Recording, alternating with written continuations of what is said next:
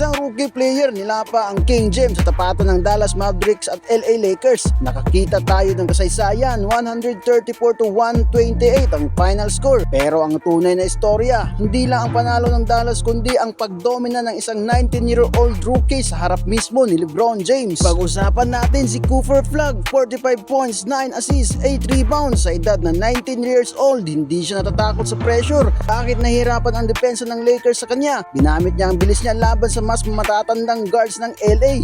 Bawat bitiw ay sigurado. Ito na nga ba ang bagong mukha ng NBA? Paano nga ba kumuha ng 45 points ang isang rookie laban sa isang team na katulad ng LA Lakers? Una, ang kanyang shot creation. Hindi lang siya umaasa sa pasa, marunong siyang gumawa ng sarili niyang tira mula sa perimeter. Pangalawa, ang kanyang efficiency, 45 points pero hindi siya buhaya sa bola. Kitang-kita ito sa kanyang 9 assists. Ibig sabihin kahit mainit ang kamay niya, binabasa niya ang depensa. Kapag nag-double team ang Lakers, mabilis niyang nahanap ng bukas ang teammate. Ito ang dahilan kung bakit hirap na hirap si Coach JJ Redick na gumawa ng defensive scheme laban sa kanya. Ito pa ang kanyang 8 rebounds na nakuha. Hindi lang siya scoring machine, isa rin siyang two-way player. May mga moments na sa laro na binabantayan niya si LeBron at Rui Hachimura. Ang wingspan niya at bilis ng paa ang naging susi para hindi makakuha ng madaling puntos ang Lakers sa loob. Rare para sa isang rookie na magkaroon ng ganitong klaseng impact sa magkabilang dulo ng court. Ang Dallas Mavericks ay nakahanap ng ginto kay Flagg.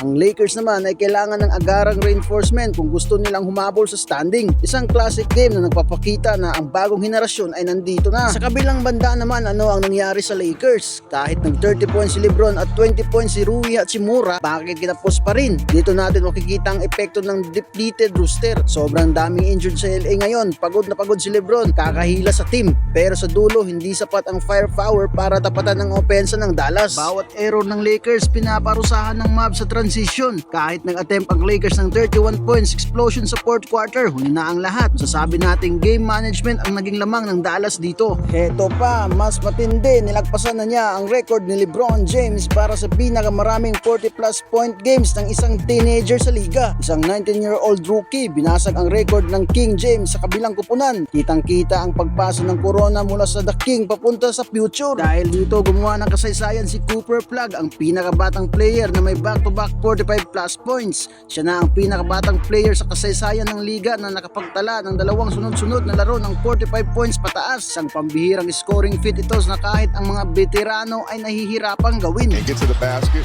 or make a play. Good call tomorrow. There's a 40-point game.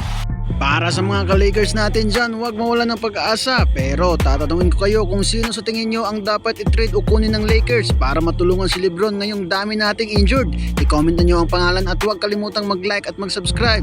Peace out mga ka-Pass Break.